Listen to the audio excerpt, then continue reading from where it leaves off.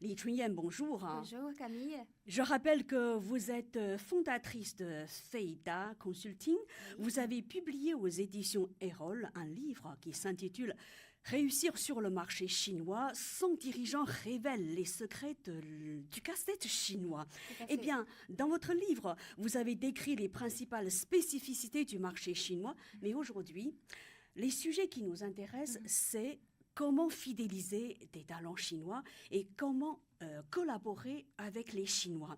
On sait que ceux qui veulent connaître les spécificités du marché chinois, ils peuvent très bien lire votre livre. Je les invite d'ailleurs à le découvrir sans plus tarder.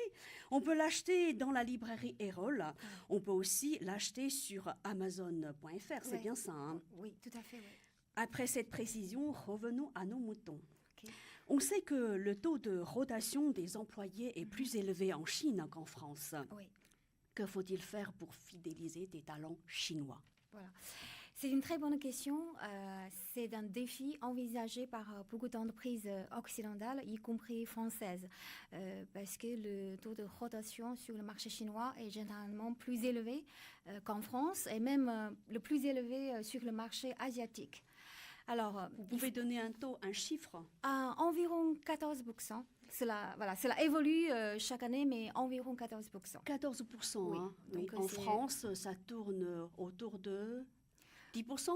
Je pense que c'est moins, parce qu'en France, c'est moins élevé. Oui, en France, il arrive assez souvent qu'on reste dans une même société pendant une dizaine d'années, une vingtaine d'années, voire une trentaine d'années, etc. Donc, en Chine, par exemple, si on change un job tous les 2 ans, ce n'est pas mal perçu. C'est comme une perte pour les employeurs. Hein? Oui, c'est tout à fait ça, mais en même temps, le marché chinois présente beaucoup d'opportunités. Et les Chinois ont beaucoup de pression en termes d'éducation de leurs enfants, de l'assurance maladie, etc. Donc, ils veulent toujours avoir plus de revenus, avoir plus de promotions, etc. Voilà. Donc, si on regarde les clés pour retenir ou pour fidéliser des talents chinois, je pense qu'il y a un premier élément qui est très important, c'est un must-have, c'est la rémunération. Voilà. Ça, c'est une règle universelle. En France, c'est aussi le cas.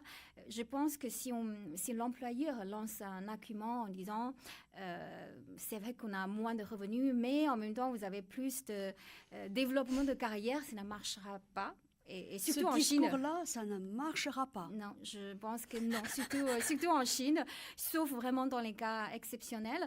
Donc, la rémunération est vraiment très importante pour les Chinois.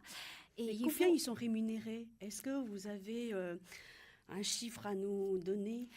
À Pékin, par exemple. C'est assez difficile de donner un chiffre pour tous les postes, mais sachant que les managers... seniors, en fait, les middle managers, ce qu'on appelle, ont déjà un revenu universel. Ça veut dire que c'est presque au même niveau qu'en France. Avec l'effet du taux de change, c'est même parfois plus élevé qu'en France.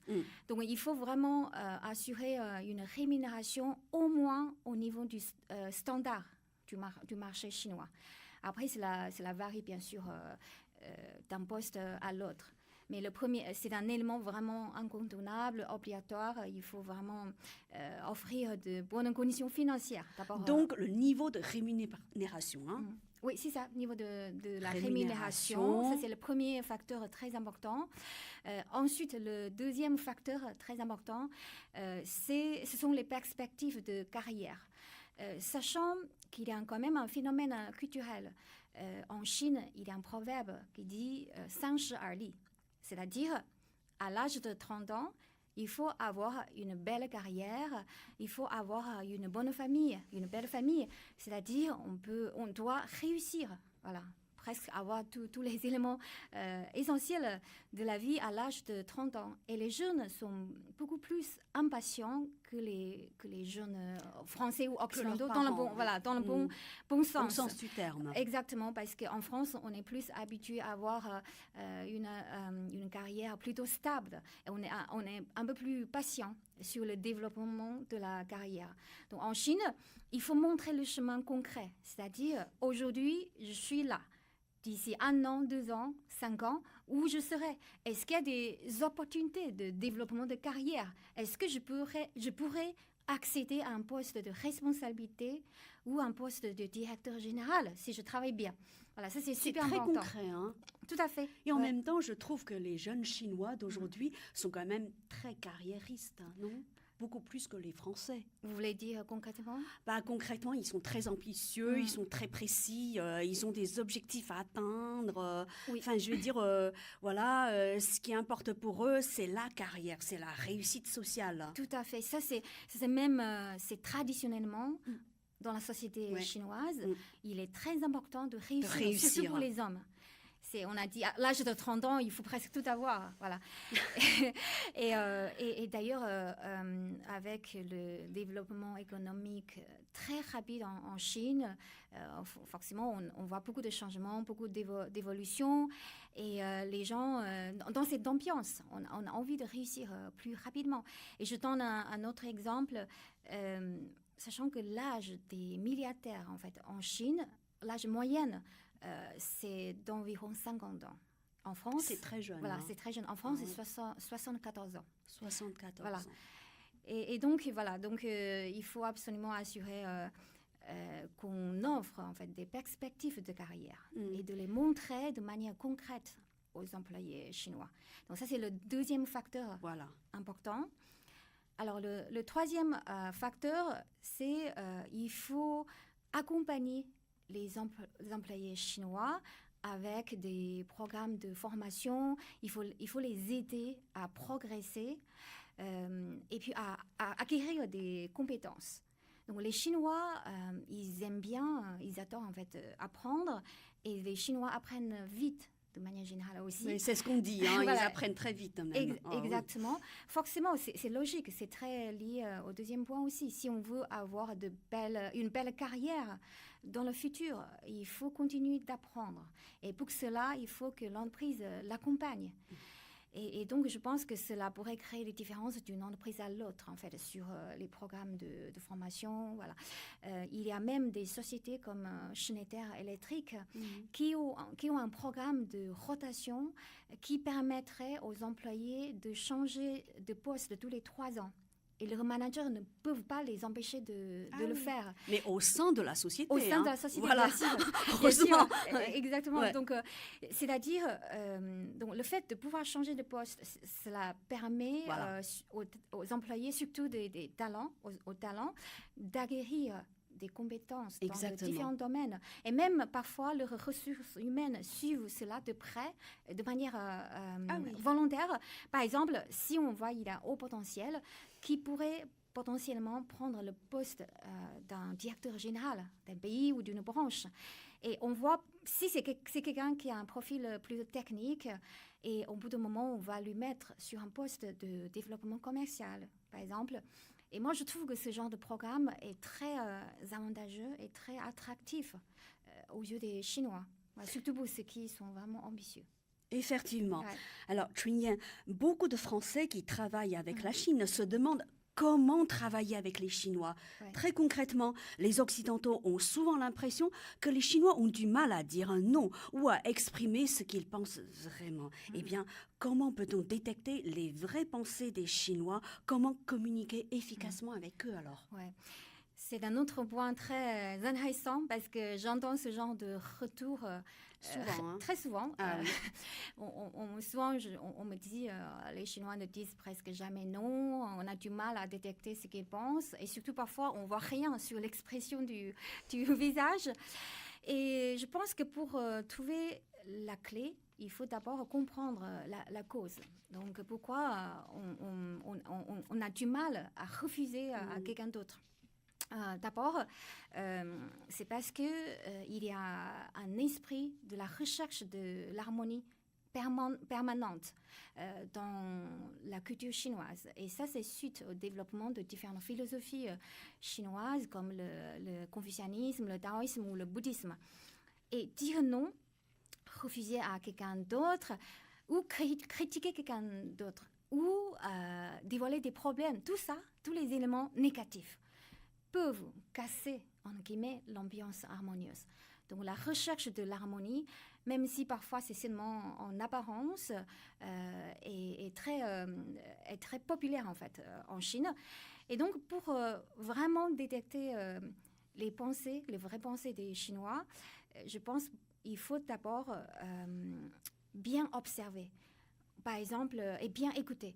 Si la réponse d'un Chinois ou les propos d'un Chinois sont flous, pas assez précis, genre on verra, je vais y réfléchir, on en discutera, voilà. Donc ça veut dire c'est que mauvais déjà, signe. voilà, Ça veut dire que c'est l'équivalent d'un non, non? C'est ça, c'est pas 100%. Il faut pas voir. 100%, Mais oui, souvent c'est quand on a envie de dire non à l'intérieur de soi, mais on n'a pas envie de le dire à haute voix. On peut dire, on verra, je vais y réfléchir. Bon, il faut voir. C'est pas 100% le cas, mais ça reste assez flou. Et aussi, quand on n'est pas trop d'accord avec l'autre personne ou quand on n'est pas très enthousiaste, pardon.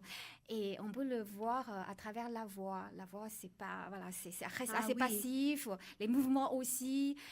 Si on est vraiment très intéressé, par exemple, par l'idée proposée par quelqu'un d'autre dans une réunion, on peut réagir, on peut interagir et lancer ses propres idées et donc dialoguer. Et ça, on voit qu'on est intéressé, vraiment intéressé. Voilà. Donc ça, c'est bien observer, bien écouter.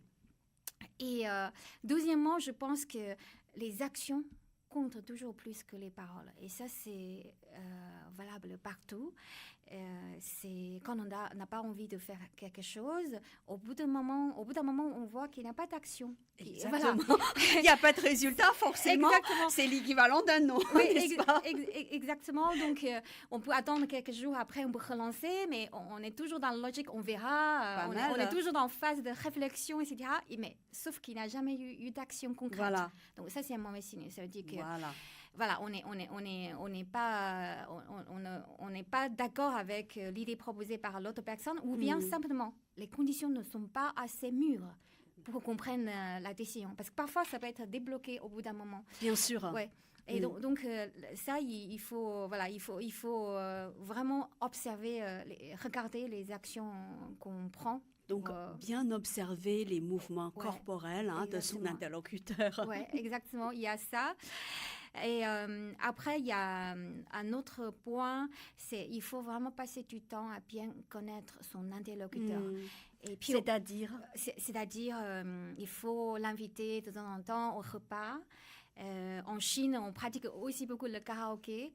Et quand on commence à boire à la table et commence à être détendu, on commence à dire ce qu'on pense vraiment un peu plus. Voilà, les langues se délient, n'est-ce pas? Exactement. On se confie davantage. Oui, tout à fait. Donc il y a ça, revoir son interlocuteur. Et vous voulez dire par là qu'il vaut mieux commencer par établir une relation de confiance? Oui, tout à fait. La confiance est très importante pour les Chinois. Pour faire des affaires avec des Chinois, il faut avoir une relation de confiance. C'est obligatoire. Ouais. Certains disent qu'il faut même aller jusqu'à créer une relation plus ou moins intime. Est-ce que vous partagez cette analyse? Oui, je pense que oui. C'est pour ça qu'on dit en Chine, il y a beaucoup de contrats qui sont signés à la table après qu'on ait pu... Après qu'on a bu beaucoup d'alcool blanc, voilà. L'alcool blanc, c'est baijiu, qui a au moins 50 degrés. Voilà. Ça veut dire quoi? Qu'est-ce que ça veut dire? Ça veut dire que parce qu'on a passé une bonne soirée bien arrosée, on est content, on a plus confiance dans son interlocuteur et à ce moment-là, on passe à la signature. Oui, c'est ça. Ça veut dire que quand on passe du temps à manger ensemble, à bien discuter ensemble, à boire ensemble. Et tout le monde se dévoile un peu, entre guillemets. On est tous détendus. Et il y a une ambiance amicale qui est installée. On se sent un peu plus proche dans les relations. Et aussi, dans le nord de la Chine, il y a des gens qui regardent si son interlocuteur vraiment peut vraiment beaucoup boire ou pas. Parce que si, par exemple, si la personne en face prend du mal à boire beaucoup d'alcool blanc, qui est un alcool très fort, ça veut dire il est vraiment attentif avec moi. il est sincère avec moi. C'est un signe de la sincérité. Voilà. Et c'est surtout dans le nord de la Chine.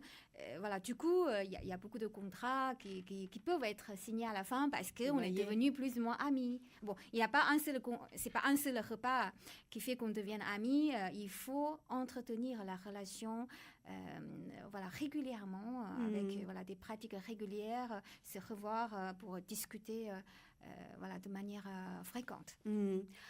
On dit aussi que pour bien travailler avec les Chinois, il faut de temps en temps agir comme eux, c'est-à-dire rester flexible. Oui. Est-ce que vous partagez cette analyse aussi? Oui, la flexibilité, c'est un autre élément extrêmement important pour les Chinois et qui s'inscrit déjà dans les anciennes philosophies chinoises. Et tout le monde connaît la théorie du yin et yang. Donc, qu'est-ce que cela reflète?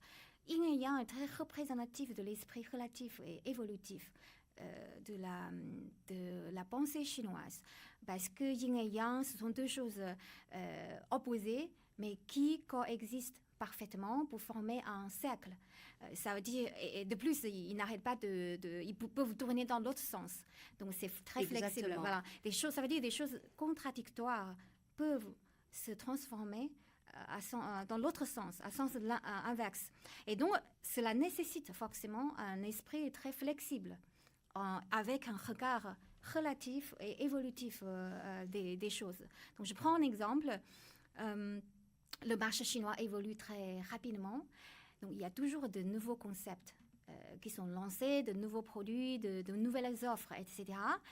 Et quand il y a quelque chose ou une demande, un besoin qui change sur le marché, où il y a une nouvelle opportunité, il faut savoir adapter ces offres rapidement à l'évolution du marché. Et en France, on prend souvent beaucoup plus de temps en amont pour discuter des offres. On change moins souvent, en fait, que sur le marché chinois. Et du coup, sur le marché chinois qui évolue tout le temps, il faut savoir adapter ces offres, en fait, de manière flexible. Ça, c'est un exemple. Un autre exemple, c'est le contrat. Le contrat pour les Chinois, ce n'est que le début d'une relation commerciale. Ce n'est qu'un début. Hein. Voilà, exactement. Ça veut dire qu'on est d'accord de commencer à collaborer. Mais il ne faut pas hésiter à adapter le contrat si la conjoncture évolue. Et ça, c'est très dans l'esprit voilà, des Chinois. C'est pour cela qu'on a un esprit un peu moins rigoureux que les Français pour faire appliquer le contrat. Si, par exemple, si je dois livrer des produits à quelqu'un, si il y a une raison spécifique pour que je le livre un jour ou 2 jours plus tard, si je donne des explications, c'est pas très grave, on n'a pas besoin de modifier le contrat. Et aussi, dans le cadre des partenariats franco-chinois, parfois on me raconte, à une réunion, et souvent le partenaire français amène toujours son avocat. Et du côté chinois, jamais. Et le contrat dort dans le tiroir, voilà. Voilà. Donc, voilà, il faut un esprit de flexibilité en termes du contrat. Et puis, il y a plein d'autres exemples. Et puis aussi, par exemple, pour la planification de réunions en Chine, on peut annuler, malheureusement, au dernier moment. Voilà, une réunion, mais on peut aussi fixer une réunion au dernier moment. D'accord. Voilà. Donc, il faut s'adapter, s'adapter aux changements permanents. Ouais. Eh bien, Chunyan, en résumé, quelles sont les clés pour réussir sur le marché chinois alors? Ou c'est sur le marché chinois ou sur le marché chinois ou quand on travaille avec les Chinois. Oh, d'accord. Et je dirais, il y a beaucoup de clés. La première clé, je pense, c'est très important, c'est l'ouverture d'esprit. Il faut se rendre compte qu'il y a des points communs, mais aussi des différences sur les marchés, sur l'esprit des gens, sur la culture, etc. Il faut faire des efforts et de vrais efforts pour les comprendre. Par exemple, on peut faire des amis chinois, on peut lire des livres sur la Chine, on peut voyager en Chine pour mieux comprendre en fait le monde chinois. Donc l'ouverture d'esprit, il faut essayer d'éviter des préjugés, sachant que en France, la Chine qu'on entend est assez limitée. Donc, parfois, c'est assez loin de la réalité. C'est voilà. ça. Donc, c'est la première clé. La deuxième clé, c'est ce qu'on a déjà évoqué, la flexibilité. Flexibilité, c'est ça. La capacité d'adaptation qui est extrêmement importante. Donc, de suivre l'évolution du marché chinois, l'évolution des offres, des besoins des consommateurs chinois, aussi en prenant en compte en fait les différences qui peuvent exister d'une région à l'autre. La Chine est une Europe, en fait. Le marché est très grand. C'est un pays continent. Hein. Tout à fait. Donc, c'est un marché très grand, mais en même temps, c'est très segmenté. Donc, d'une région à l'autre, d'une ville à l'autre, c'est différent. Il faut s'adapter donc, aux différentes régions et aux villes aussi. Et puis, après, la troisième clé très importante, c'est la relation. Les Chinois attachent beaucoup d'importance aux liens affectifs ou même sentimentaux. Un partenaire d'affaires au sens littéraire n'existe pas. Il faut devenir plus ou moins ami, voilà, pour pouvoir faire des affaires avec les Chinois, pour pouvoir collaborer. Et une fois qu'on est devenu plus ou moins amis, cela pourrait beaucoup faciliter des choses. Et cela va être très utile dans l'approche en fait, vis-à-vis du marché chinois. Merci beaucoup, Li Chunyan, de vos précieux conseils. Hein. Je rappelle que vous êtes fondatrice de Feida Consulting. Vous avez publié aux éditions Erol un livre qui s'intitule « Réussir sur le marché chinois ». Son dirigeant révèle les secrets du casse-tête chinois. Je vous invite vivement à le lire. À très bientôt, Chunyan. Merci, Camille. À bientôt.